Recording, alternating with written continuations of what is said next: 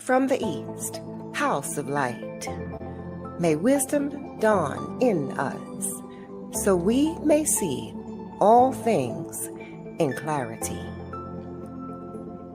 From the north, house of night, may wisdom ripen in us, so we may know all from within. From the west, house of transformation, may wisdom be transformed into right action, so we may do what must be done. From the south, house of the eternal sun, may right action reap the harvest, so we may enjoy the fruits of planetary being.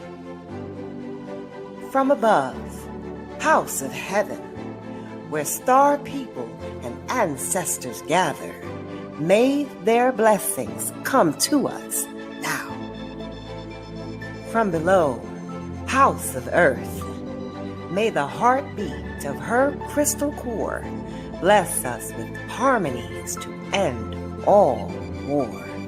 From the center, galactic source, which is everywhere at once, may everything be known as the light of mutual love. Yum Hunab Ku Eva Maya E Ma Ho. Yum Hunab Ku Eva Maya E Ma Ho.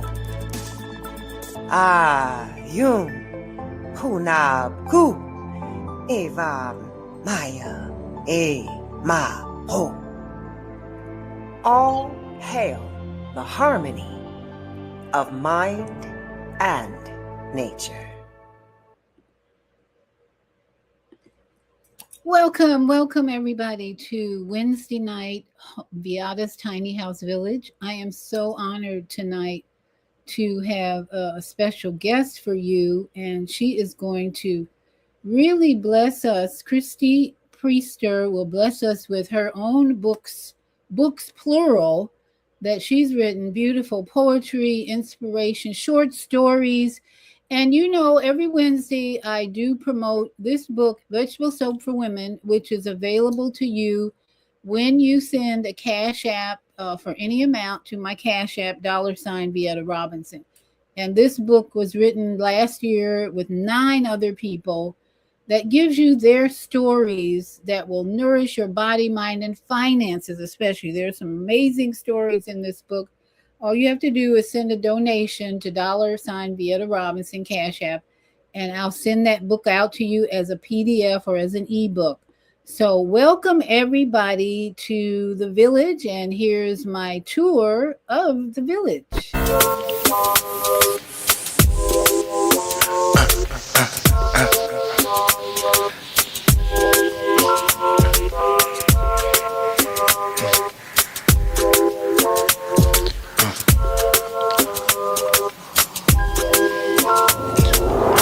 The kookaboot and ha.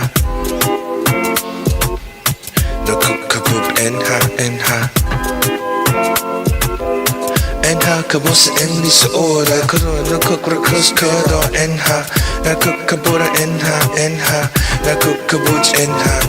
I looked even dressed with mad pushala. And that is my new music that goes along with that journey through my tiny house living. And that music is by Imak. I want you to check him out on YouTube. He's an amazing brother who's making some beautiful music and videos. And he was kind enough to let me use that as my new introductory music for my tiny house. So welcome everyone to Viada's Tiny House Village. And my guest tonight is a very special lady from Atlanta area. And she has written several books. I didn't even know till today or yesterday. She's an author for sure. Among other things, she's doing a lot in the Atlanta area to bring a uplifting spirit of truth, love, and wisdom to the community that she lives and works in. So let me bring her on because I want you to hear from her especially. Welcome, my sister Christy. How are you today? I am blessed and so grateful for being able to be here and share this time with you. I Yes, consider yes. you a phenomenal woman because a lot of people are not willing to share their story on a video. They're either too shy, Oh, or I have one friend who went through some horrific challenges, and she said, "I don't want everybody to know my business." I'm like, "All right, she's not phenomenal in my mind because she's not ready." But I think anyone who's ready to share their story, okay. that we might learn from it and develop our own truth and our own life better. So welcome, my dear Christy Priester, right? Is that it? Yes, yes, that's it. And Christy. you're in Atlanta, I'm in Decatur, right outside of Atlanta. Decatur. Okay. I've got Mhm. a sister in College Park. You know where College Park is? Right next door to me to the left. Mhm. Okay. Yep, it's I not hope, far at all. I hope Right she's on the watching road. because you're her neighbor. Yes, we are. Yes, Well, we are. I'm so thankful that you are willing to share your overcoming adventure. So why don't you go ahead and share where you started out? How did you come into the earth? What part of the planet did you come in on? What were your parents and your siblings and all that like? To That's so interesting. I think the very first challenge I dealt with coming in to the earth was coming into an interracial marriage. My father was African American, black, and my mother was white. And her ancestors, her father was full-blooded German. And my great grandmother, his mother, she was full-blooded German from a little town called Lepsky in central Germany. now, why do you say that was a big challenge, my dear? Well, I was born last century in the 1900s. So I was born in 1959.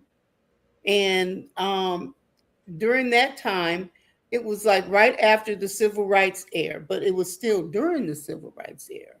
And, I didn't know much about it. My parents kept me, very sheltered as a child, growing up in the young ages, early childhood ages.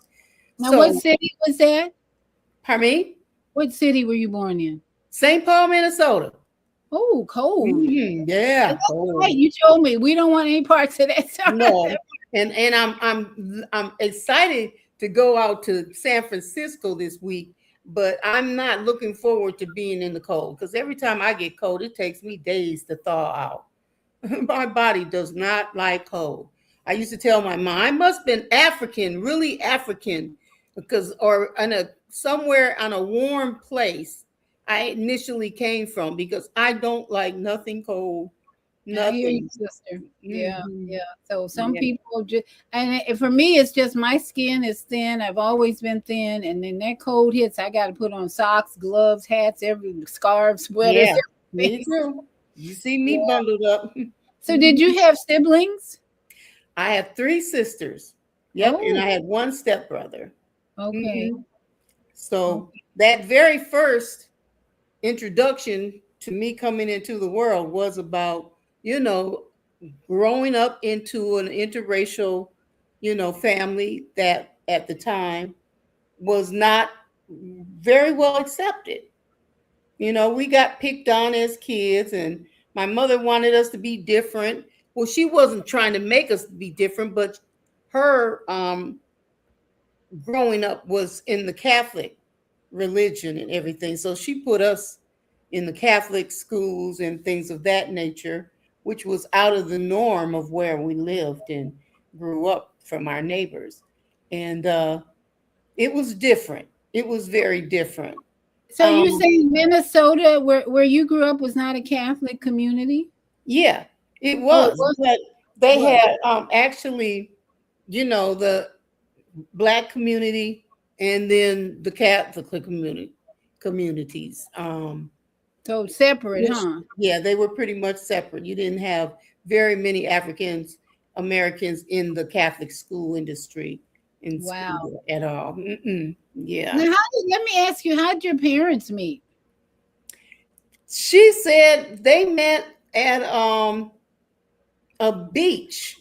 Her and her friends had met my dad and some of his friends at a beach, and it was In called Minnesota? Minnesota. Minnesota's land 10,000 lakes. Right. 10,000 lakes. So water is everywhere.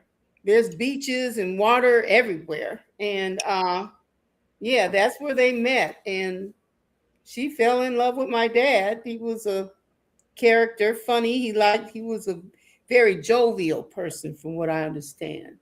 But Yeah. then at an early age, he died. He died a tragic death, from behind drugs.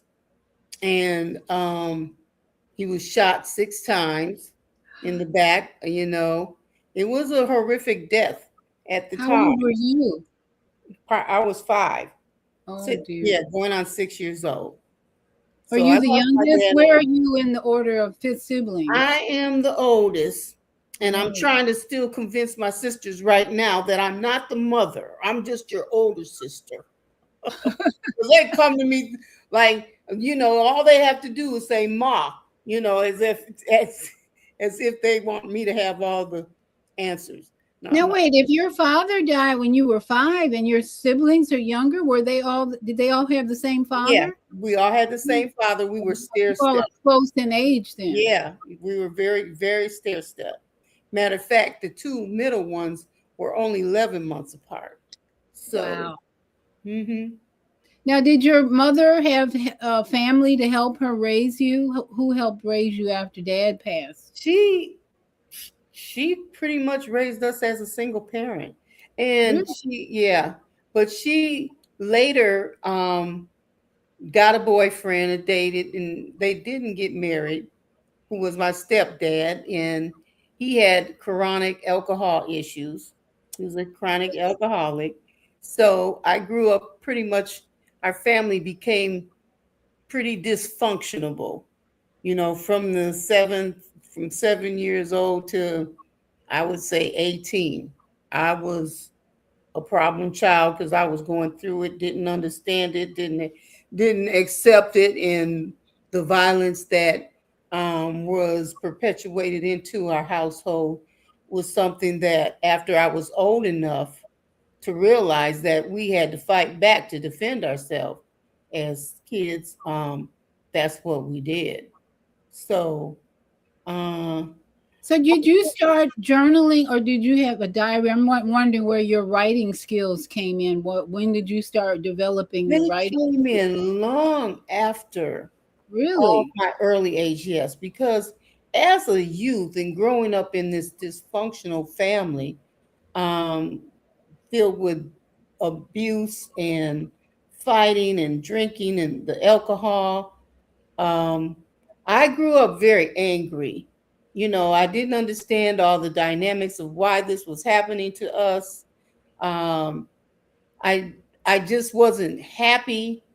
I was angry, and I acted out that anger in many ways.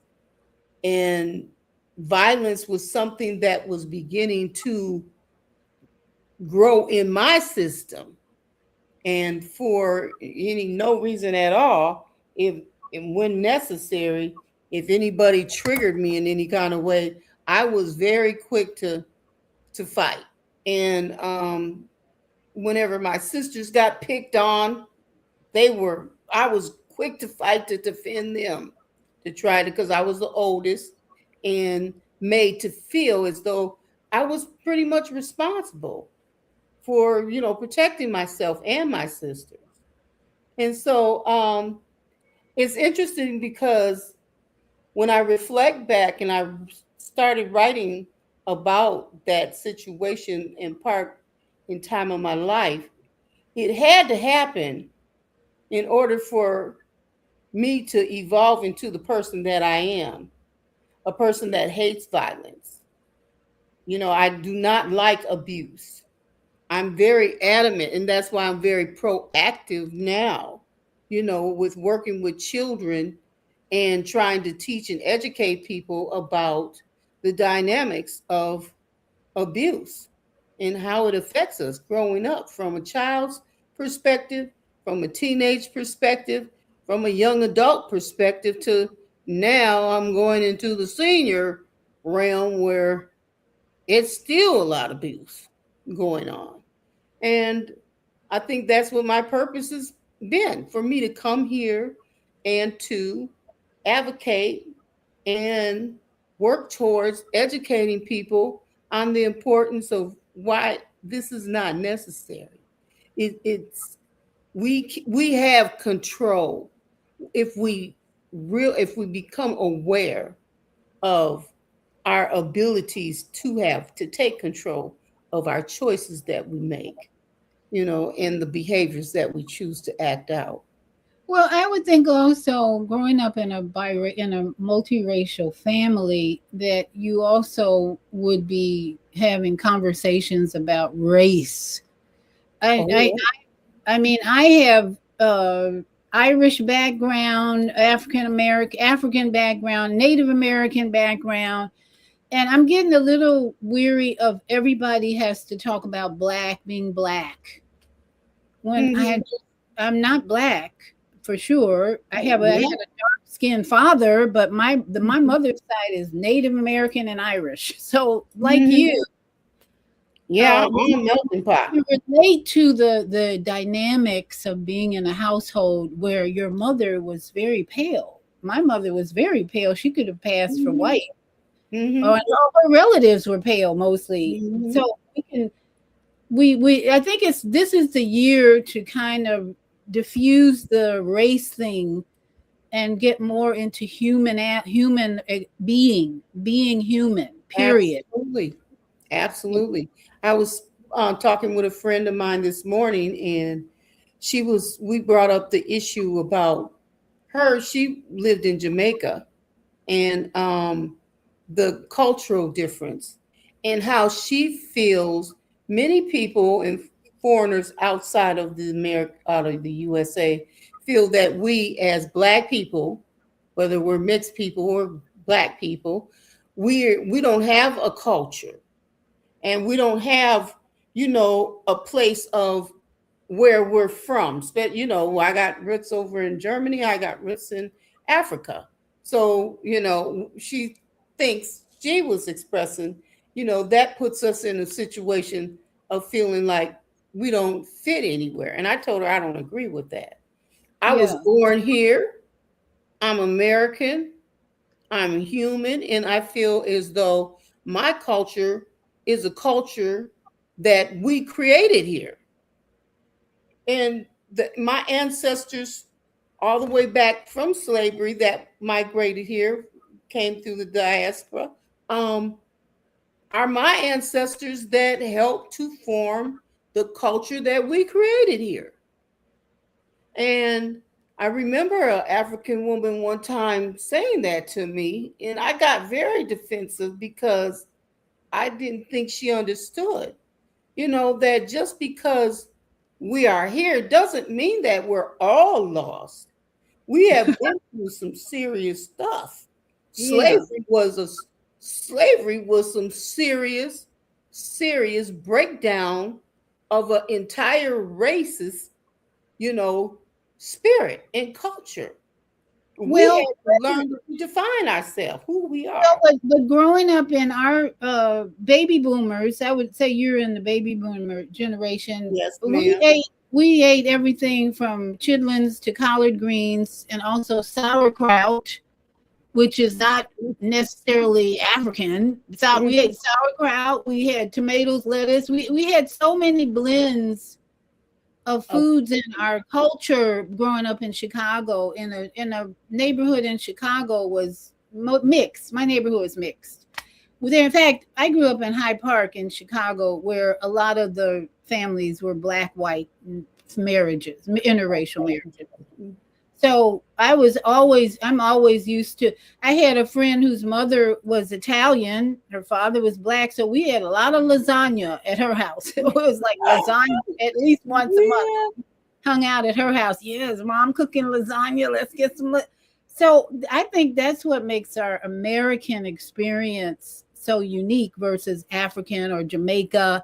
And that's We our have a little culture. bit of everything. Exactly. We're a melting pot. We are the melting pot. You Yeah. know, contrary to those who came from Ireland and those who came from China and those that came that have a direct ancestry, we are the melting pot. We are the group of people that are mixed with everything that came here to let the world know that, hey, it's okay.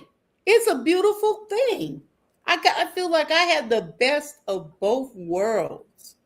You know, my black family and my white family, I love them all. Yeah, I me learned, too. yes, you know, my white, and it's interesting. I have 4 white uncles and 4 white black aunts. You know, my great grandmother who was German and my African American black grandmother, she was from the South, you know. And interesting, both grandmothers, when I tried to talk to them about our history, it was like pulling teeth. Neither one of Really? them, yeah, they did not like talking about their past. So that told me, and I was, you know, discovered a lot of things through my writing that they went through some hard things in their life. You know, whether it was over in Germany or whether it was down here down south for my grandmother, who was raised in Choctaw, Alabama, and she looks. I don't know whether she's part Choctaw Indian, but that community where she was born and raised was very saturated with the Choctaw Indians. And I've done a, you know, that was a very interesting culture, you know, being in Absolutely. yeah. Absolutely. So I And yet feel like mixed we power. I'm happy to be whatever, you know, whatever how God decided to send me here. That's fine. I'm here. and Washita, our sister says, yes, love your own bloodline, which is mixed and diverse and beautiful. And she also says, Miss Christie, yes, is the best. Oh gosh, is that someone I know? Yeah, that's Tawida. Oh, Taita, hey, she read the book too. Yeah. My latest book. Hmm. She said she Another looks. I look like your daughter, or you look like my daughter. Robert Paris, that's Mama AZ in Arizona. She says, you look like her daughter, her Oh, daughter. okay, okay, So great. see, we're all related. Do you have a kin number? A kin number? No, I Yeah, don't know from what that is. okay, we talk about that later. Synchronistic human family with a different calendar, a different energy of Jose Aguilas and the indigenous people who brought us the real calendar, basically. And Okay, okay, but we'll have to talk about that after the show. But yeah, okay. so tell us about your bike accident because that's very significant. And would you say that was the most life changing event in your life? It sure was, and it still is. It Okay. wasn't then. It is How did that still. happen? You know, and it's been 40 years, I think, since my accident. I was hurt in 1986. Oh I wow, how stopped did that happen? I stopped counting. Yeah, how did it happen? I was riding my bike to work, and I was in a hit and run bicycle accident, and the car ran me off the road. And that's how I start my new book out, sharing that story about the bicycle accident. And the title of that chapter, which is the first chapter, is called Realities: A Reckoning with Truth. So, as I tell everybody, that's how I got hurt. But the real truth about it, there's a whole lot of more things that I was doing that led up to that point. And Really? yeah, I had to take responsibility for that bicycle accident. One, I was riding the bike on the wrong side of the road, Two, I was not wearing a helmet. And the numbers before that, I was in relationships that I didn't have no business being in, making bad choices. And Don't say bad choices, but just making choices that had serious consequences, right? serious, yeah, because they were lessons, choices that had, severe lessons connected to them. And after going through rehabilitation and I would say months of learning how to live independently all over again, I was starting to find myself over and define really how important making choices really is, and the gift it is to be able to make choices. After going through that rehab at Shepherd, seeing severe brain injuries, people who can't make choices for themselves anymore, you know that every time you get up and choose to make you a cup of coffee, that's a blessing, whether you know it or not. For some people, the little things we're able to do. And even now, with myself being in a wheelchair, I don't take nothing for granted of what I'm able to do for myself. And I'm definitely grateful for all the things the angels around me do for me. And this is what my book alludes to, these Okay, stories. so the name of the book is what? Pure inspiration. Okay, Yeah, that's what I hear. that's Yeah, the, pure inspiration. yeah, I And don't know. you got the book cover there? And I'm so happy to be able to share with you all. This baby was just born today. I just received her today. She Oh, that's just finally made it home so after. the only damage you had was to your legs? No, I had a head injury. I went head first into a big metal utility box and broke Oh, my neck in two places, broke my collarbone.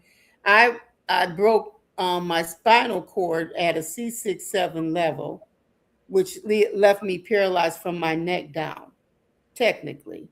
But I'm able to move my arms. I have arm movement, and my hands are paralyzed, but I use them enough where many people don't think, I'm paralyzed and still have mostly functions. They function fully, but they don't. But I just make the best out of it. Well, I use what I got to get what I want, to do what I can, and make differences. who Hmm. was your support during that time? Did you have a lot of support during the time Yes. you were recovering or learning how to live differently? I considered everybody's support, whether it was positive or negative. Because Really? yes, yes, because it was the negative that drove me to trying to do more positive. It was the negative things that happened to me, the abuses that made me much more stronger with my advocacy.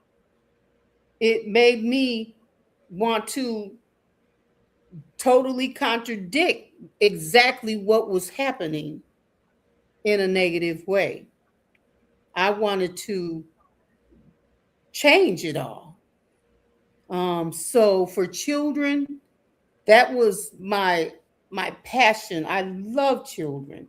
I went to school for early childhood development, and later went to school for teaching to work on my teaching degree, and then I ended up um, through school, and this was all after my accident. I went to school for at Georgia State to be a publisher. Not to be a publisher, I just started publishing at that point, a child care magazine. And that was my career for like 15 years. I used the magazine as the resource to educate parents on what quality child care is. And I wanted to give them the face of what child care is supposed to look like. So it was a magazine full of wonderful resources to help people with everything dealing with child care. And it featured a daycare center directory that had over 20 services that the daycare centers provided for people looking for child care. It was a very impactful resource and magazine that I published for 15 years here in the Atlanta metro area. So I became kind of a little celebrity. I'd say people got to know me, and I enjoyed every bit of it. Like I said, I took the good with the bad, with the bad. Some people had their criticisms about it, but that helped me become more aware of how people think differently and see things differently and want things differently. That's all good. It helps you to elevate. So, Mhm. what role do you think your Christian or your Catholic experience played in helping you have such a positive attitude about it? Well, I was confused. What was it in your childhood? If it was it, did your Catholic faith play a role in that? Yeah, it played a big role in confusing me about God. It Oh, did. confusion. I was so confused because I grew up, I think I was a very sensible child. I didn't like cartoons. I thought they were silly. They Hmm. were, you know, when I went to Catholic school, learning the different sacraments and rituals that the nuns were trying to teach us, they didn't teach us in a way where we were explained what this stuff was all about. It was just it's just you do it, you practice it. You show up and you Obedient. follow instructions, and Yeah, you get penalized for asking too many questions. right. And so I was the question person. I wanted to know. Started after my dad died. And I shared that story about after he died, my godfather came and told me this beautiful story that these two angels came and got my dad and took him to heaven. And I visualized angels with the white wings taking them up in the sky up to heaven. But the next question, well, where is that? And can we go there? Can we go there too?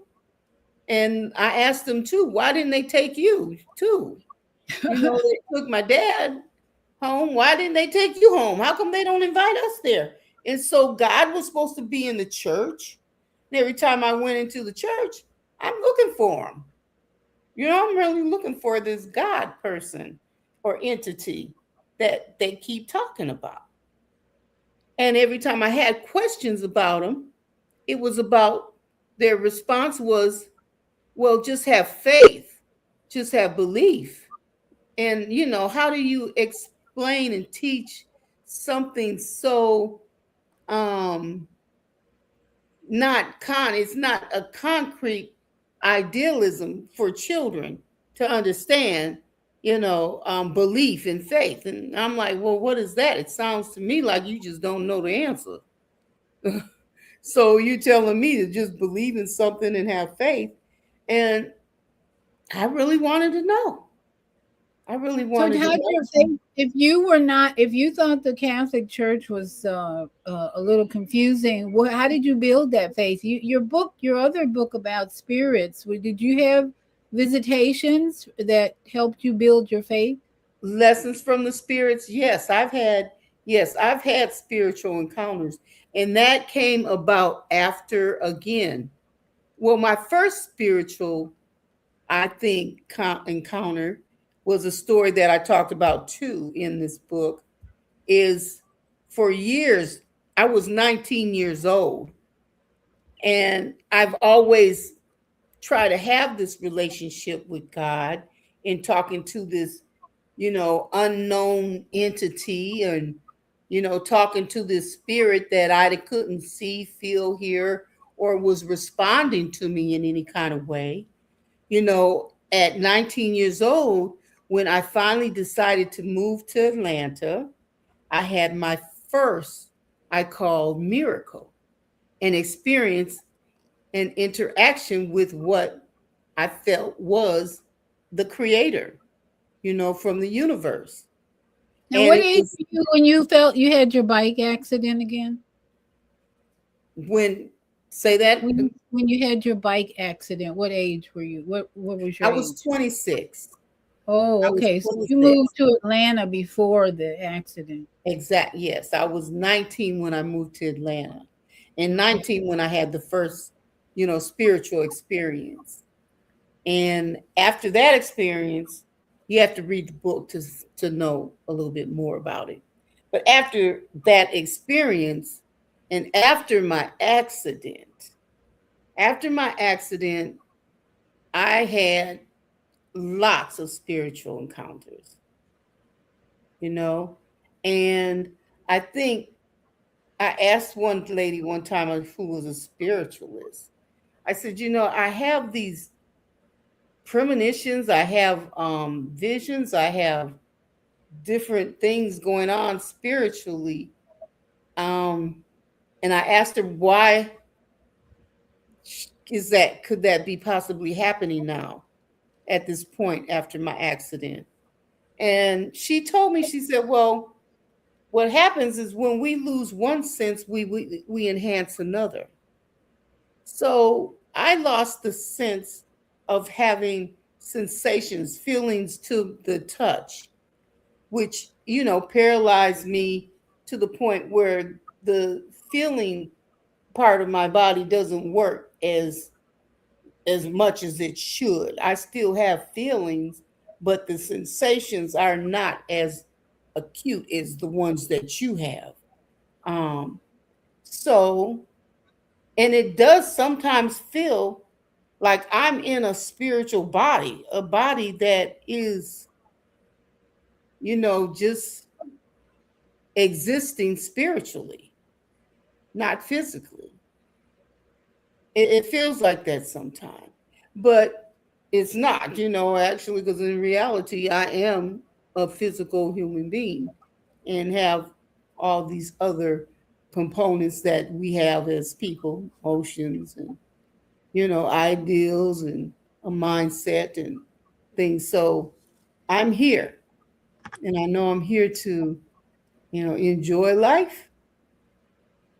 Well, I'm thinking about a friend of mine who is going through a major transition from being pretty much independent to going into an assisted living facility where she's become Mm, more dependent on other people helping her with everything.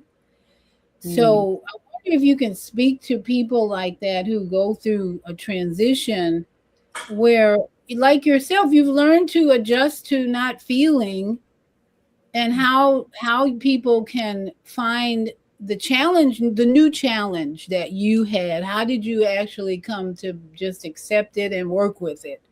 What was it that was motivating and driving you to just accept it and work with it and then find some joy, it seems? Well, like I told you, the main catalyst for me, becoming the independent, stronger person, as strong as I could be as a person, a wheelchair user, was the abuse that I was subjected to. I had when I first got hurt, I went to Shepherd Spinal Center, which was an ideal, perfect environment for teaching you how to live, in a wheelchair, for teaching you how to take care of yourself now in a wheelchair.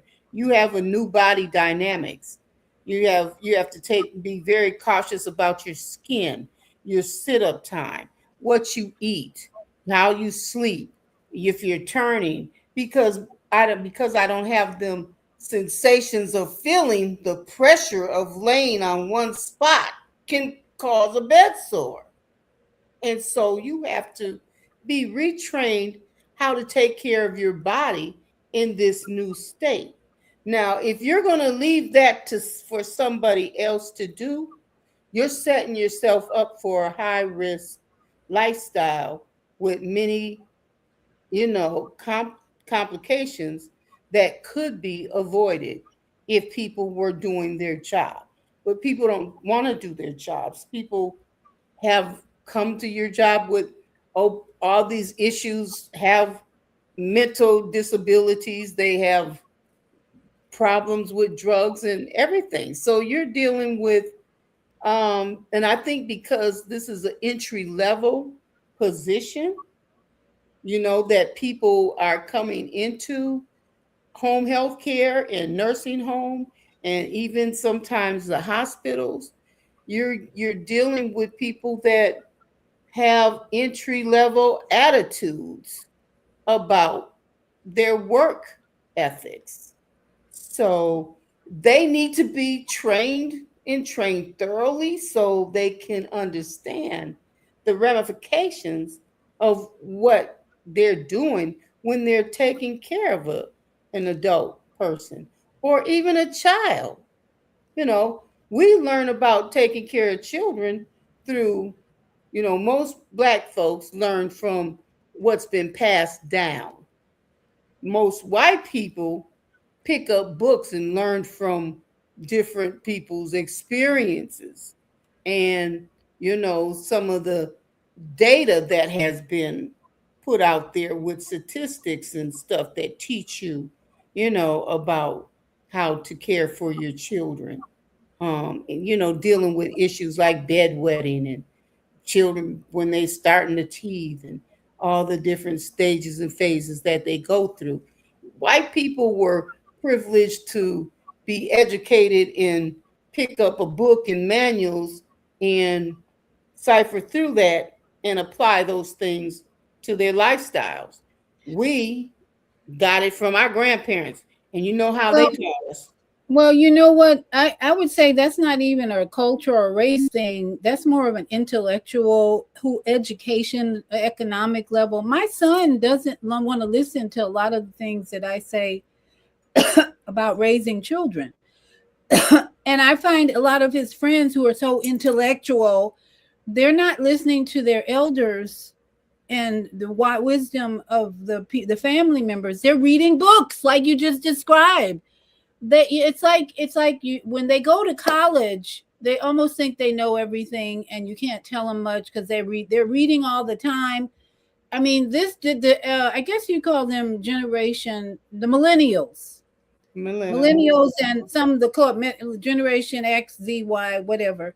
If they went to college, if they got used to reading from books that they felt were making them smarter, then they kind of push aside the wisdom of the ancestors and their elders. That's what I'm seeing in this generation. Because you have people coming on YouTube giving their expert opinion about something, and they haven't read a damn book at all, but they think they've had all this, they have enough experience and intellect. So I really don't even think it's a race thing. Maybe from your experience, you saw your white family members reading, or the people you encountered, they were all right. But then there's a lot of Black folks doing the same thing as white folks are doing, mirroring their Yes. behavior. Absolutely. Absolutely. I agree with you 100%. However, a lot of Black folks got to having an education a lot longer. If we were deprived that, you know, Yes. where white people were privileged to it centuries before we even began to understand what we could read, and learning how to read.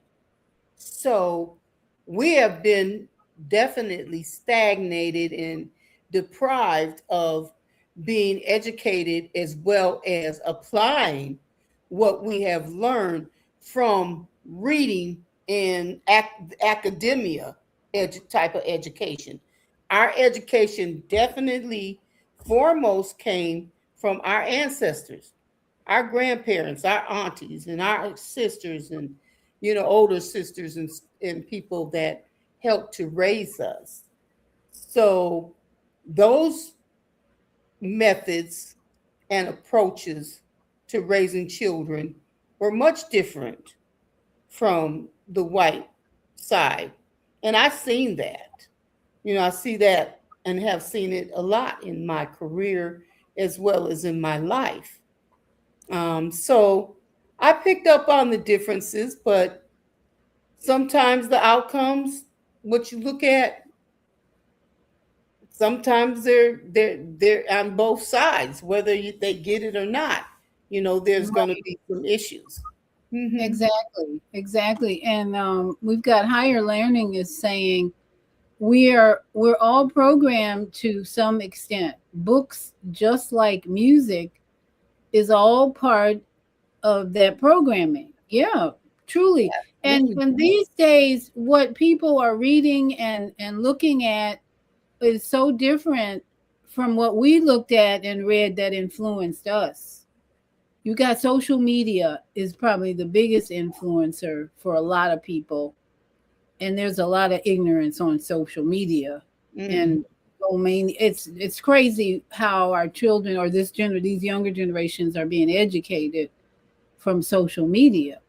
So there's a great need. Okay, so for instance, I was thinking my grandfather built his own house.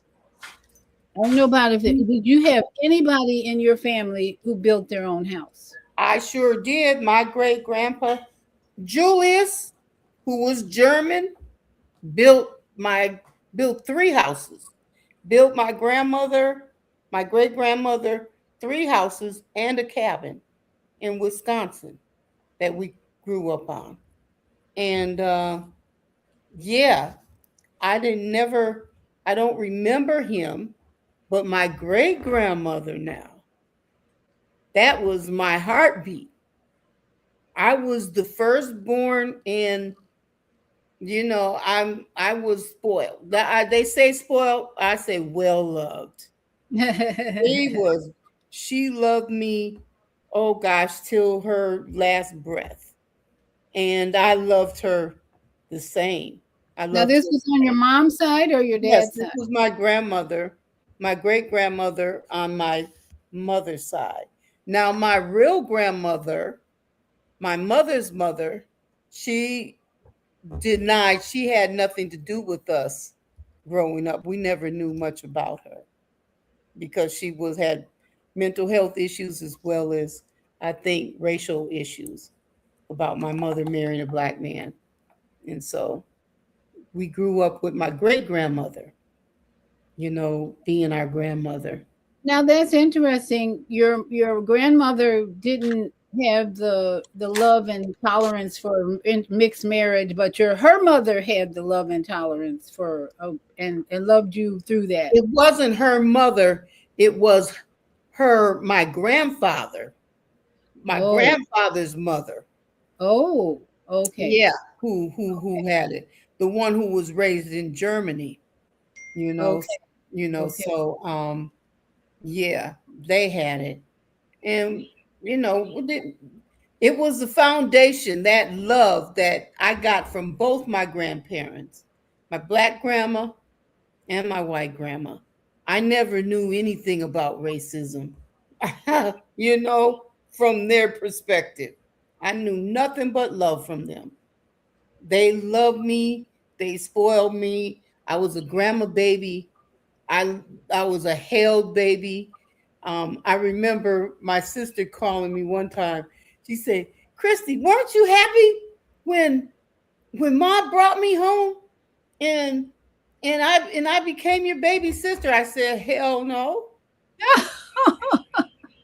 Do you remember me beating you up? I think I tried to beat you up a couple times. I was so angry about you coming into the scene because you was taking all my attention. Yeah, no, I didn't like you. And then comes Sherry, and I had to say, well, what's this? I didn't agree to no time sharing here. And then comes Lori, and Lori was the baby. And by the time she got there, I began to get it. I was like, okay, I got a crew here I can control. I can be the leader of the pack here and use these guys to be my little Indian slaves or whatever. Love being the big sister and their teacher, and I Grew on you. grew on me, and I learned to love them with all my heart. I Oh, love that's my sisters till this day. well, where did your anger come from? You said you had a lot of anger and there was abuse. Yeah, from my stepfather, who was a chronic alcoholic. He'd Oh, get drunk. He was a good provider. He'd go to work Monday through Friday, but on the weekends, and I mean every weekend, and even sometimes throughout the week, he had to drink. He grew up drinking. My mother told me at from the age of 8 years old. He was a chronic alcoholic, and he wasn't the type of alcoholic that get drunk and go to sleep. He'd get drunk and want to fight. He had been in the war. I think that war messed him up. was Like he African American? he was African American. Hmm. So But your mom liked that dark skin, huh? yeah, she loved that dark skin. And, in Minnesota, I have a lot of issues about race relationships up there because after I went to college up there, I learned a lot of times them racial relationships wasn't about love at all. It was a way that white women, had a way of pitting their anger against their parents. The worst, Really? yeah, oh yeah, worst thing a white girl could do up there was bring home a black man who's coming to dinner. Guess who's coming to dinner? Wasn't always a welcoming, event back in the 1960s. No, it wasn't. Remember, interracial relationships marriages weren't legal, didn't become legal in the South till 1979. And I wonder even today if those motives still exist among Caucasian women because they sure are going after these black men lately. I think to some degree it is if they're coming from, especially if they're coming from racist, families that have a deep-rooted belief system in racism and a division of the races. Like a Yeah, strong rebellion. Yeah, I think the same thing still, happens and perpetuates itself in families and stuff today. I say nothing's new under the sun. We So find your father, was he abusive toward you in his alcoholic, drunken state? my stepfather, my Yeah. real father died. Yeah, your Remember? stepfather, was he the one you said was an alcoholic and Yeah, he was very abusive. We had bloodbath fights every weekend. what? Yes, because he'd get drunk and he'd like to fight. He'd beat my mom up and beat us up. And, he'd get drunk and always wanted to fight. Okay, so there was no one stepping in to stop that or say no more, huh? No one stepped in. And Wow. even the neighborhoods, we became like a entertainment, I guess, Oh my family goodness. of the neighborhood. Oh, what's gonna happen this week, I think the police got to the point with my mother, they knew her choices. Well, this is what she's choosing. So she needs to deal with the Well, consequences. how long did he stay around or how long did she stay Oh, with him? 18 years. Oh my goodness.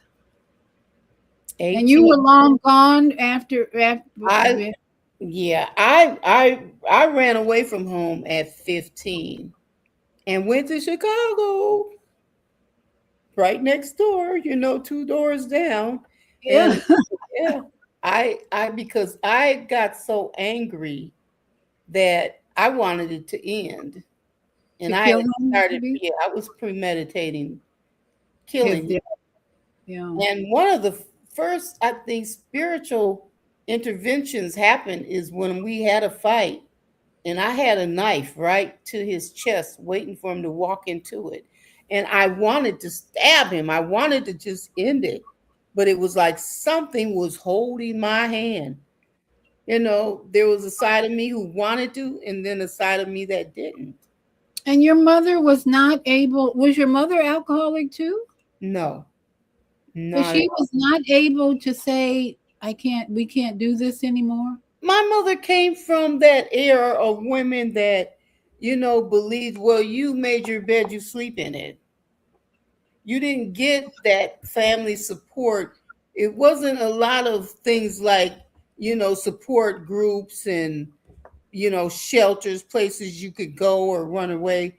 She could have put her foot down and probably had him removed and not allowed him to come back in the house. But she was a very passive woman, and she felt she could fix the problem and that he would change. They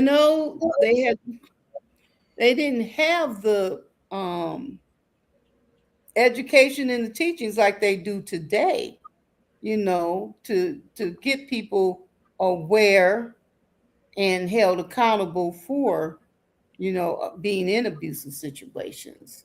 Did you ever figure out what the root of his alcohol addiction was? Why he was in pain? Because that's just come trying to feed the pain or drug the pain, numb the pain is what I want to say. Yes. Mm-hmm. Did you ever figure that? He came from an alcoholic family. His mother was a drinker. His brothers were drinkers. All three of his brothers were in the war. And I think that Vietnam War, after that, really took their mental health to a level where he just didn't have no control. So he was a Vietnam veteran. Yes. Oh wow, that explains it then. They either have a lot of anger and they're using food as a drug or something as a drug. They got to know. Yeah, drugs. Numb the pain though.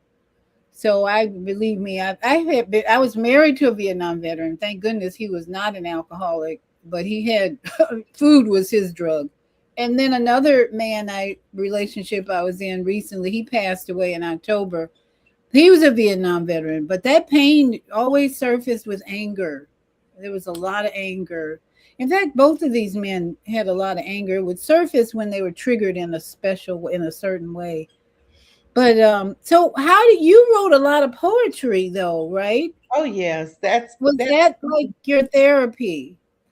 Writing became my therapy, contrary to, growing up in school and during the time when education was really vital. I couldn't focus on being educated or get into being educated because I was angry. You can't learn with an angry mentality when you have all this pent up stuff inside of you. Well, it makes it challenging, that's for sure. It did make it very challenging. And so I lost out on a lot of school because I had a short temper and I was quick to fight in school too. I became very angry. And at the age of 16 was a turning point when I realized that after I ran away from Chicago and ended up back in Minnesota, I went there and fell in love, found me my knight in shining armor, who showed me what real love is from a man's perspective. My first time really being, having a man that I felt connected to in a loving way versus an abusive way. He wanted to marry me, and he said he wasn't going to do it without my mother's blessings. So he wanted me to come back home and get things right with my parents, with my mother. And he was an older guy. He was older than me. I think I was, because I lied to him about my age. I told him I was 20 or 19 or whatever. But, there was an incident that happened where I got real sick. And I think that scared him and the girlfriend that I was staying with. And they wanted me to come back home. And so he came to Minnesota, asked my mother if he could marry me. And she said, well, if you really love her, you'll wait till she finishes school, because right now she got too much going on that she needs to get together, for herself. And I mean, that was like, I just wanted to die. That's all. That was the end of my world right there. I was just no, I need to go back to Chicago with him. And he was very much in support of wanting to do it right. But that ended up being the end of our relationship for that time. And then my first miracle is one of the chapters in the book. It's called The Supernatural Telephone Call. The supernatural what? Telephone call. Oh, okay. And can you tell us about that? Yeah, well, I'm telling you about it. It's about this, my first love, who I was in love with. And after 3 years of not hearing from him, there came this supernatural telephone call that, Okay. happened immediately. It was like my first, I would say, miracle from the Creator that had a direct response immediately after me going into a very deep, sincere prayer and meditation about wanting to see this love again. See, where is he? What happened to him? How come he never called me and things like that? And that day he did. So the story was about that. And So was there a reunion and a marriage or no? I'm not going to tell. Uh-oh. I can't tell you everything. You have to read the book, huh? You have to keep reading my books. They all lead from one, they keep you going.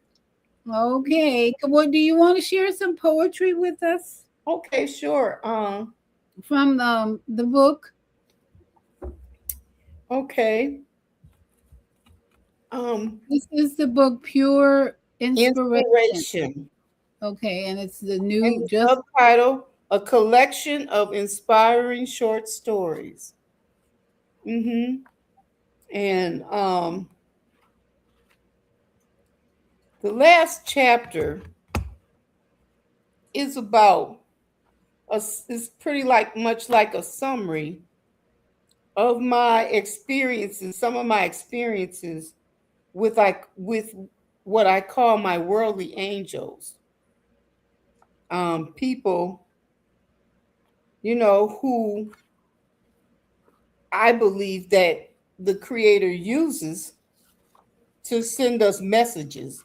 I think we have friends that, people or acquaintances, people we come in contact with, that it's not just a coincidence. It's for a purpose, and the purpose I found in my situations have always been pretty reciprocal. So, they come into my life not just for my benefit or for me, but for me to benefit them and them, vice versa. The book needs to be a play. Yeah, some people say that. I actually wrote this last chapter initially to be a play. One woman show I started out doing one time.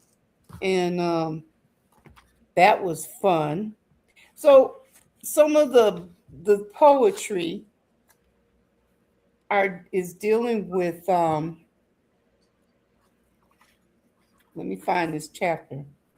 Because some of it I can tell you I can recite, but some of it I do have to read for you.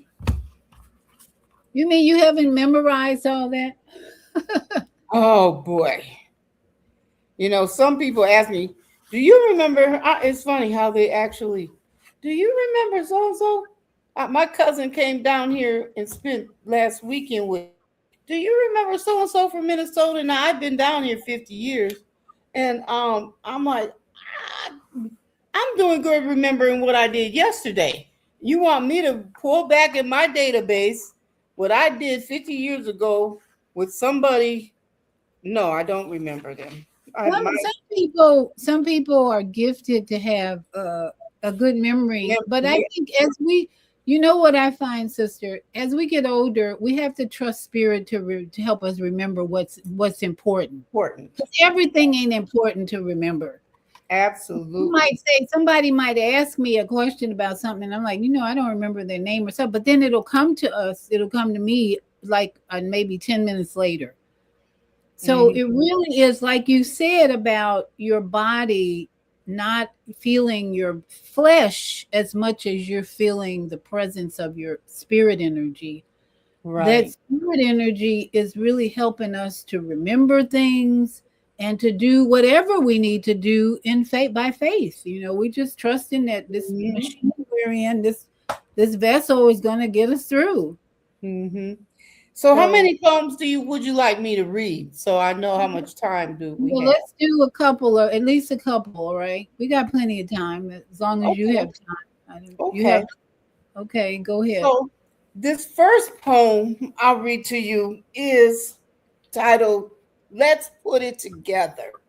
My very first book, which was a book of poetry, which was titled "Let's Put It Together," was all about my first, I would say, 3-4 years experience in a wheelchair. And I wanted to write about some of these experiences and people that I was engaged with at that time, because it was so it was such a difference in attitudes towards me, because of the wheelchair. And so I started writing poetry about that. Now, you said you can't really feel your fingers? No, I can feel my fingers, but there's a numbness. The feeling sensation throughout my body my normalcy feels like my body what it feels like when your hand falls asleep, or you fall asleep on it and it's numb and you want to shake it to kind of wake it up. That's how the tingle, yes, that's how my normalcy feels. So do you have another way of writing down or putting your thoughts on paper? Yeah, I have a device that I can use to write with, and then I use both hands. So I can type with one hand, with one finger. I type with this hand, I write with this hand, I eat with this hand, and I hold things with the other hand. I just make it work, whatever I need to do to keep it working, that's what I do. And you have tools that you use as well? Yes, they have a tool called a Wanchup, which is a writing tool to help you with writing with your, if you're left-handed or right-handed. So are you ever going to be able to walk again, or well, if following technology, I will be, because they got these devices that is picking people up, walking them, and you don't have to walk. You just hook yourself up like the robots, and boom, boom, boom, you up and going. Well, that's med technology. Yes. Yeah. And I know, it's becoming more and more advanced compared to what I've initially been following them and seeing. However, to be able to do and use certain robotic devices, I know you have to be in a certain level of shape, because you're still going to be having to try to somewhat control your upper body, even though the bottom part may be controlled by the device, or vice versa. There's some people that don't have arms, that they now have robotic arms that they can, use the fingers on them and everything to pick up cups and do everything with, practically. Now, our sister says you're paralyzed from the neck down, and you drives and swims like a mermaid. You're in the water? Yeah, I swim twice a week. Yeah, really? I work out twice a week, and I drive. I've been driving I started driving in 2000. So how are you able to swim? I want to. What muscles are you using to keep you in the water? My arm. I use my arm. So your arms are still strong. Yeah, I keep them strong with the swimming and stuff. Okay. And then I have natural floating devices. These things, Okay. they Okay. keep me above water. My boobs. Being Okay. fat helps. Because fat floats, it makes it easier. Okay. Okay. So, and you do that how often now? Pardon me? You do that how often? I swim twice a week. I'm trying to get to 3 times a week, but Oh, that's schedule wonderful. sometime. The swimming where I go swimming at Shepherd, where I did my rehab, they actually that's like a 45 minute drive.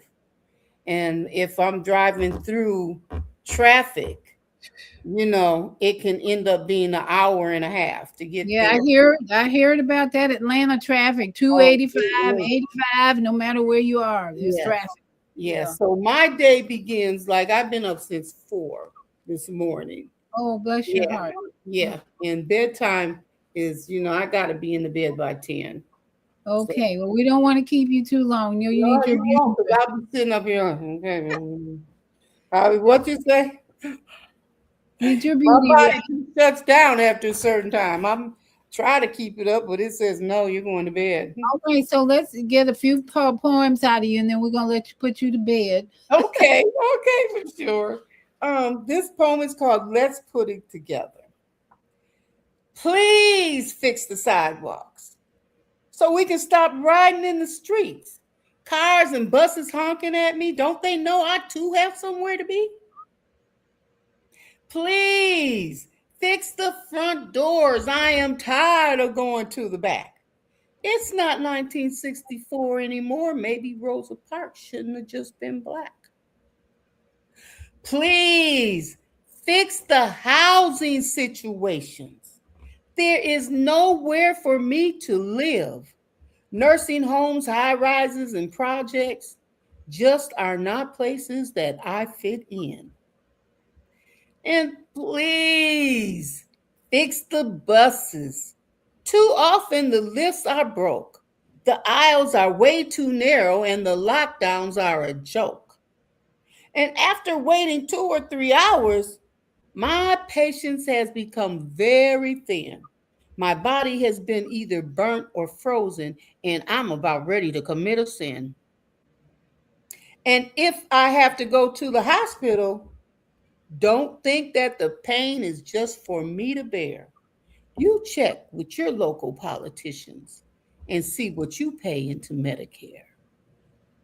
Sidewalks, doors, housing, and buses, may not be a big deal to you, but the billions of dollars you are paying for the disabled should make you review your attitudes.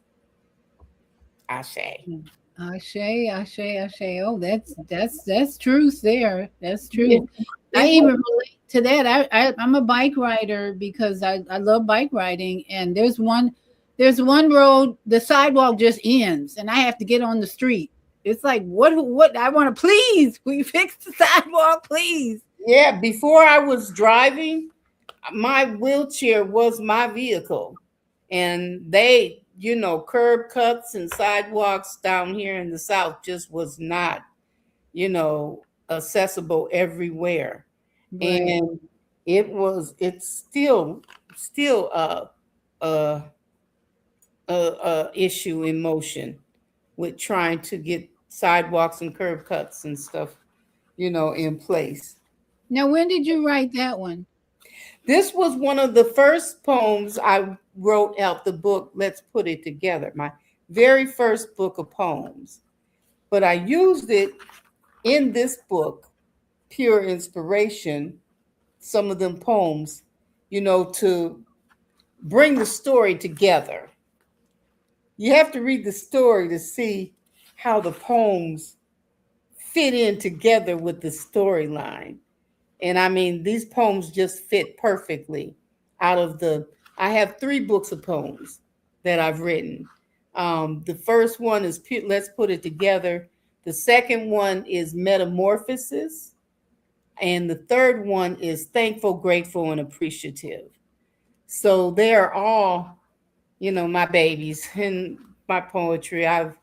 It's a way to really reach people because people have like a lot of people like poetry. And they're short stories, just like this. That was just a little miniature, micro short story. To me, that's what poetry is when it's done right. Right.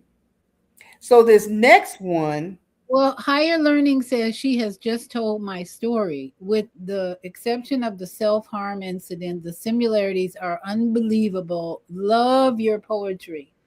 oh, Yes, thank you. you Thank never you. know. Thank you. Thank you. That's So why let me you're share. a woman. Woman. Oh, thank you. I'm trying my best. You are doing your best. Yes, I'm doing my best.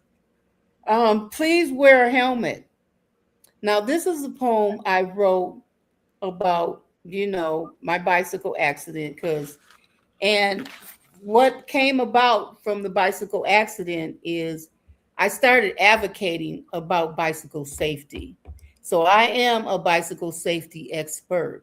I have done hundreds of bicycle safety presentations in the school systems, teaching children all about, the importance of how to use a bike, getting their bikes checked, picking the right bikes. I have just a whole presentation for bicycle safety. And that's been one of the key things I love doing when I was in business, during the months of April and May before the kids got out of school. I would go around to the schools and just volunteer to share with them about the importance of wearing a helmet. So I wrote this here poem, and it's called Please Wear a Helmet. I woke up one morning and didn't feel the same. Couldn't feel my body and barely knew my name. This lady said I was in an accident, a hit and run, you see. I was riding my bicycle without a helmet. I must have been crazy. I had to go through this therapy. 6 months of pain. Oh, pain, pain, pain, and torture. And even after all of that, this wheelchair is what I had to look forward to. My family has been supportive, and my friends have come and gone. My loved one, he found a new love, all because my decisions were wrong. And if I had to do it all over again, a helmet I would definitely, definitely wear. But since I don't have that opportunity, it's your life we need to spare. So please wear a helmet because it is right. Please wear a helmet because it may just save your life. Ashe. Now, I'm guilty. I never wear a helmet and I'm on my bike all the time, but I don't have a 10-speed bike. It's more like 2-speed. So I realize now I need to rethink. I need to rethink that. You really do. Yeah. Because I really need to think it. it don't take but 1 second. My accident happened in a matter of 1 second. Part of my presentation that I do with the children, after we teach them how to use the safety equipment, put on the helmet, the elbow pads, and the knee pads, we teach them all that. And then we pull out maybe 3, 4 of them from the audience and have a racing competition. And we break them up. Who's going to win? Who's going to finish first? Who's going to finish first? And the auditorium, the kids get to screaming, go, go, go, cheering for whoever they want to win. Go, go, go, go, so. At the end of the competition, we stop the clock watch and we say, okay, you did this in 30 seconds. 30 seconds it takes to save your life, to prepare for saving your life. And I've had, biker clubs and bicycle clubs and all types of organizations support me that also will come in during presentations with helmets that have been busted in half from how they fell and hit the cement. And one guy would say, this would have been my head. So, and bicycle injuries are real. They happen a lot amongst children.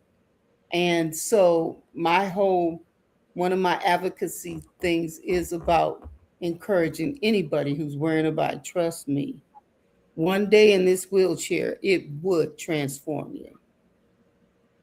So if you want to give yourself a self-check challenge, go get you a wheelchair rent for the day and just spend the day in the wheelchair.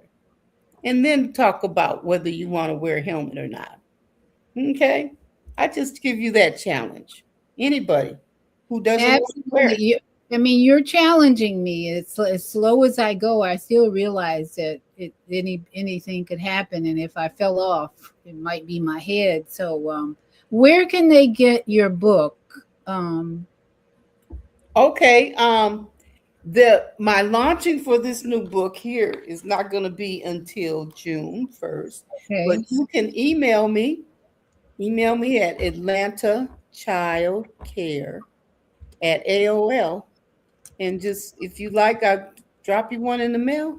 If you'd like to get some in bulk, or you can cash app me at Christy, CHRISTY, PREISTER.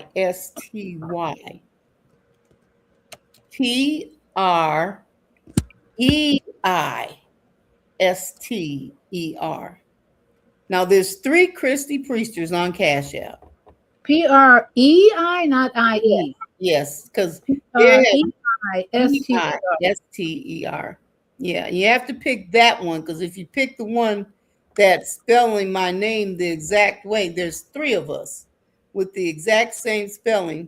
Wow. And they are legitimate other Christy Priesters. I can't believe my name's that popular, but yeah. So is that correct? Let's see, atlantachildcare@AOL.com or $ Christy PREISTR. That's your cash app. Yep. Okay. And since we'll put your books in the mail. And I would like to go over this before we close out. My books are not just for sale for my personal gain. I've designed a safety program, which is going to be launching with my bicycle safety, my first children's bicycle safety book. Now that book is the real meat of what I've been doing in advocacy and training and education for children. And the book is finished. I'm looking for a good illustrator to do the artwork. However, and also to help get the program sponsored. So all the money from these books, they're going into the books, into that program. These books that's what I'm writing for, to get this program, safety program launched, that has 80 different safety topics, from home safety to school safety to public safety, to then breaking it down to bike safety, swim safety, fire safety. We have 80 topics that we are going to be educating children with, on the internet. We're designing modules that will teach them these safety components, and testing them, and then creating and making safety heroes out of our children. Yes, we want to create a world and society, communities of children who are safety experts that really understand and get it. And of course, we're not going to be able to reach everybody, but we get enough funding for this program, I'm going to make sure it damn sure does. Because I don't want to see not one child, have to go through some of these experiences because of, not knowing, not being aware or educated. I want to educate the parents too, but parents aren't always there to help enforce the choices that children, have to sometimes make. So I am dedicating this last quarter of my life to just building this safety program. And that's what these books, all the books that I have written and are writing, is going towards is in funding. So the website is coming up, and I'm excited about that. And the whole new series of books, for children and books for adults and teenagers, I'm excited about that. We have a safety, I don't all the way, because one of my main sponsors, I'm telling anybody out there who knows Shaquille O'Neal, I'm trying to get in front of Shaq because he's my soulmate. He don't know it. That's going to be my next husband. It's either going to happen in this world or the next one, I keep saying. Okay. Yeah, he's going to work. Our souls are going to meet and make this safety program happen. Okay, I agree with you. I'm gonna keep that in the ethers as It's well. that in the universe. Put it. It's out there. It's out there. I'm Yeah. just trying to hurt. You've been sending out messages. I'm going to San Francisco. I have to go all the way to San Francisco to touch his resource to get to Shaq that lives right out here in Monroe. He has a house in Monroe, McDonald, Georgia, not too far from us. He's very active in our community here. Yeah, he used to live in my community here in Florida, but then he moved when he changed. Mm-hmm. He's here with the magic, I think. Okay, so Christy, can you just, as we wrap it up, give us some words of encouragement, inspiration for people who find themselves in a wheelchair, especially after being pretty independent, but now they find themselves dependent. What has spirit encouraged you with as you've changed to now being what they call disabled? But what words of encouragement would you give others who find themselves in the wheelchair and limited in Okay. their ability? Well, let me share with you the featured poem. It's called Pure Inspiration. Okay. Because these are some of the things that I went through, emotions dealing with the disability and just, trying to stay inspired. And I did a good job because intentionally, when I got hurt, I immediately accepted the fact that this was my call, my choices that did this. I wanted to blame God, and I figured He had a hand in it some kind of way. But then, I I think He gives us free choice, and it was really my choices that put me here. But it's His choices that, to us collaborating, is trying to make something really good come of it. So, pure inspiration. The times when I wasn't sure of the world or myself, confusion, strife, and contention was killing my health. Pure inspiration came along, showing me how to sing a new song. The times when fear, anger, and no hope made it hard for me to see how to cope. Pure inspiration stepped in, and I welcomed a new friend. The times when life struggles and pains made me want to give up again and again. Pure inspiration lifted me high and let the neglected pass me by. Then there came a time when pure inspiration filled my mind. I learned to accept what life had to give. Now my spirit is free to live, full of joy, peace, and with a light to hold. I graciously and daily try to bestow unconditional love. Ashe. Ashe, Ashe, oh, that's so beautiful. Unconditional love. I saw Michael last night. Have you seen that movie? I'm getting there. No, I'm not going to give a spoiler, but I want to just share this lesson that came to me immediately, because um, I love. It wasn't that this movie was like, oh, this is so beautiful and exciting. I realized this soul. You have to see him as a soul. In fact, someone said their mentor said that he was from Venus, so he was really of another planet. And I think if you go see this, you need to sit there and ask, what did his life lesson bring us? What's the lesson for us having had this soul in our lives? Because the movie is some entertaining. The music is my number one love. So I was patting my feet and doing just enjoying the music. But to realize the beginning of his life and what we know as the ending of his life, there was a lesson for all of us to realize we're all stars in our own right, but we are not using our full potential. That man was so determined to be perfect and to be the best that's what drove him really to be in many ways injured, but his soul injured in the end, because he was so driven to be the best and to do what he came to do, which was affect millions of people.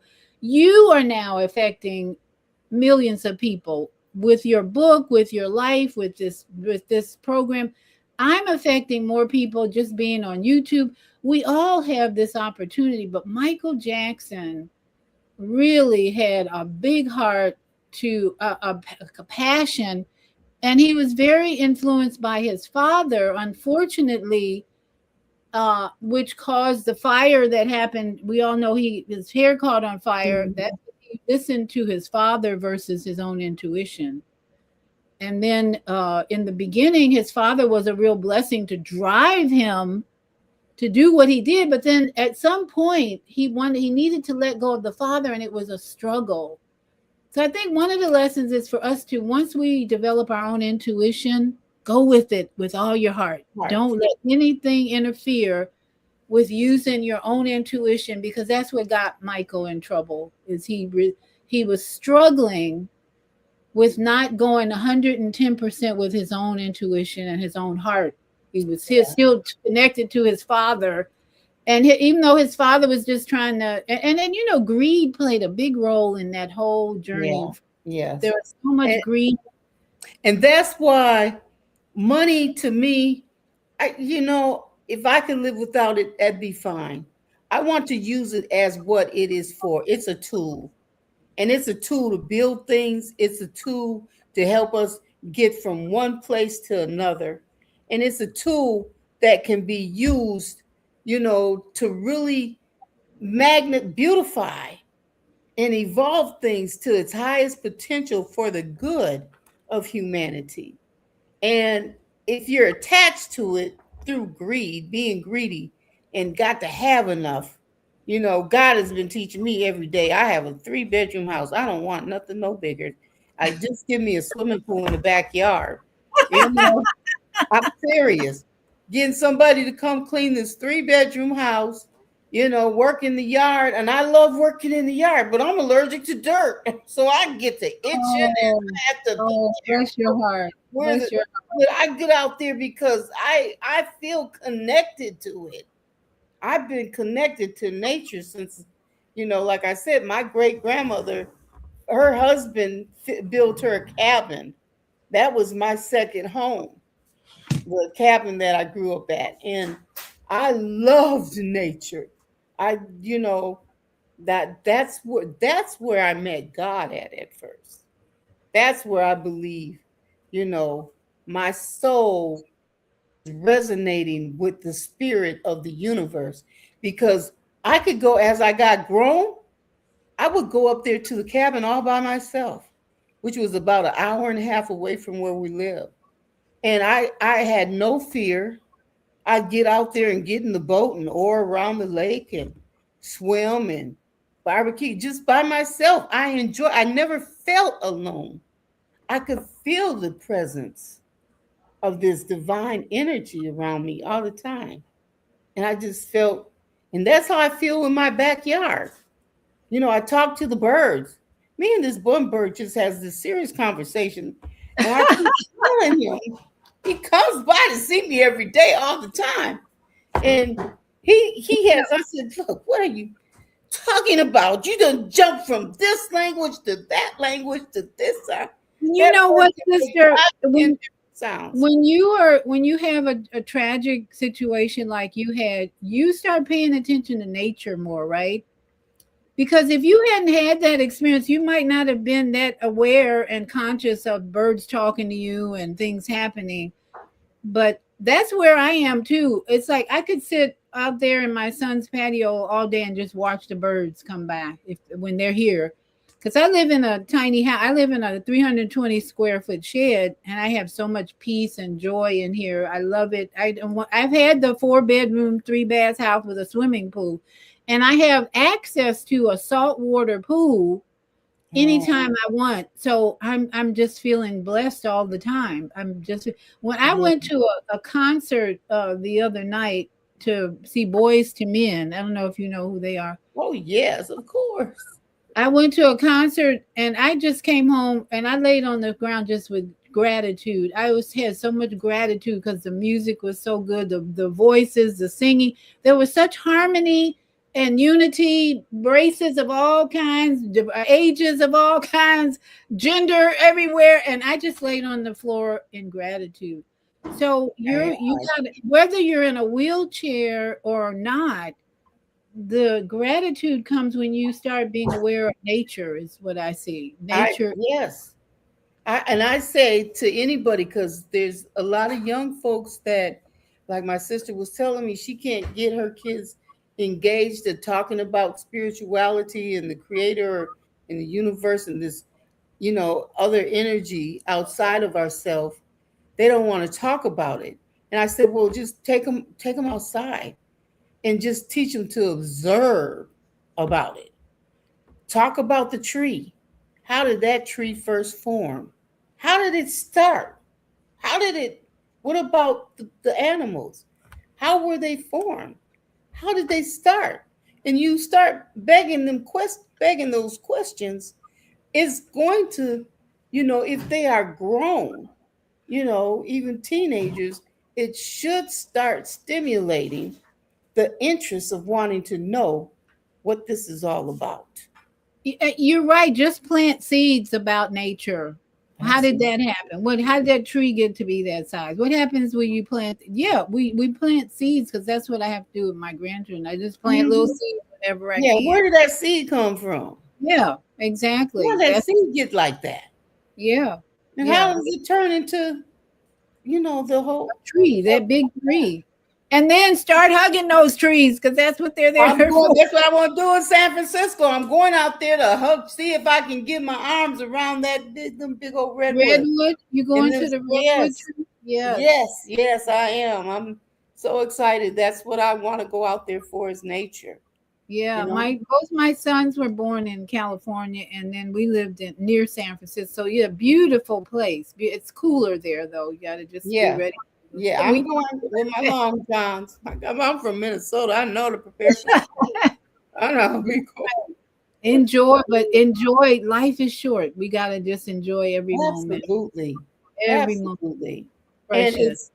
And the energy it takes to just love you and try to learn to get to this unconditional love. And this is why I love children so much, because infants and children are filled with it. They're filled with it. And they'll teach you how to hold on to it.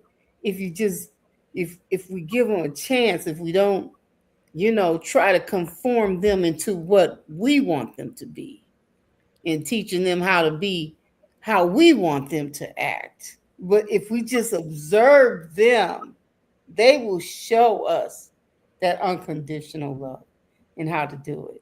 The younger, the better, because I got a 10 and soon to be 10 and 12 grandchildren, and it's getting challenging because got four parents. I keep saying they got four parents. Their father has a new partner and their mother has a new partner, and I'm the fifth wheel. It's like I just throw seeds out there now and then, see if they'll grow, and then pray for them because that's all I can do right now. Yeah, because So Tawita says that Michael Jackson is Kin 143 Blue Cosmic Night. That's so interesting. I gotta research that more because he's definitely a unique. He's on the spectrum. So I realize he's on the autism spectrum. He was on the autism spectrum. He had all the signs, and it was just a powerful lesson to review that man, that soul's history again, and to really appreciate at the end the gift that he brought to this planet. Yeah, just beautiful. Yeah. So he was a king. Yeah, definitely a king. He was. I see him as the GOAT, greatest of all time entertainer for R&B music or pop music. Nobody has, in my mind, surpassed his entertainment and creativity. I agree with you on that, and I love Prince. You know, Prince. But I love Prince too. I was always waiting to see them, some type of connection with them. You know, but they had, and it's funny because they both were Jehovah's Witness. Yeah, isn't that something? Let me tell you about something I learned. Bob Marley and Michael Jackson met up in Jamaica. You ever heard this story? Oh, no, I don't think I heard that. I may. This was so deep. I posted it on Facebook. Somebody, people are posting all kinds of things about Michael Jackson now. But they met up because Michael Jackson wanted to collaborate with Bob Marley and do a tour of some kind. Oh, wow. Bob Marley said the two of them could not collaborate because it would require compromise. This is deep. Listen to this. Bob Marley said, I'm here to wake people up and help them understand their problems and find strength to solve them. Now, isn't that like Bob Marley, Exodus, and all the music is Bob Marley? And he said, Michael said, I'm here to entertain people, make them happy, and escape from their problems. So the discomfort is the first sign of consciousness and awakening. So both of them, Bob Marley said no to his offer. He offered him $54 million to come and go on a tour with him and collaborate and make more money and be more popular. Michael Jackson was just obsessed with that. But Bob Marley, there's a picture of them too, how Bob Marley's laid back in his casual clothes and Michael Jackson got his silk shirt on. I thought that was the most profound encounter and awareness that Bob Marley would bring, and the comparison of the two. No collaboration because it will require compromise our essential nature. And in my book, Pure Inspiration, I tell the story of my dream trip, which was to Jamaica. Really? And see, Bob Marley, he would have been my husband too, as well as Shaq, but he left sooner, so that's going to be a journey in the next realm. But me and Bob is linear, totally linear when it comes to our hearts, our souls, and our mind. Yes, I'm a big Bob Marley fan. We're gonna have to get her kin number, Tawita, and figure out why your soul partners are who they are. That might have something to do with the kin number you have. So we're gonna work on that. But I think we got all the comments. Thank you all so much for sharing your thoughts and your tuning in. And thank you, sister. Thank you for having me. I'm so blessed. I feel humbled. I am so grateful. Oh, I'm feeling here. My pleasure. We say thank us because thank us is U.S. United Souls. We really are connecting to our souls these days because that's what's eternal and it never ends. So Hope to see you again. You got to come back again in June. Maybe come back in June when the book is ready so we can promote it again. When the launch, when we're going to launch it, I'm going to have a big event. Okay, so all introduce right. the program and the books and everything.